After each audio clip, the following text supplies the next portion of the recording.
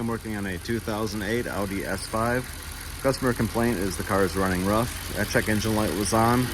The only faults stored were misfire faults, along with catalyst efficiency faults.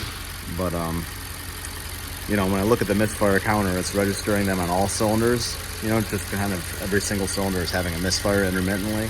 So pop the hood, go to pull the cap off here while it's idling, and it's very, very high suction. You can barely get it off here. So just like on all the other, you know, vehicles I work on, these things have a diaphragm for the oil separator. And this one's a little bit nicer than some, actually. The oil separator is right here, or the crankcase vent valve is right here. And all it's doing is pulling the vacuum straight from the back of the intake manifold with that little tube here that I'm on right now.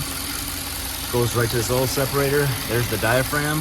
And then once the vacuum is regulated down, it goes right to the valve cover right here, and that's what pulls suction on the crankcase.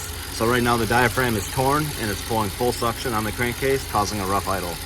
So something to look for on one of these. If you have one that's running rough and there's no other real explanation for it, it just has a really rough idle, go out there with it idling and see if you can get that cap off there, or if it's crazy hard like this one is. Thanks for watching.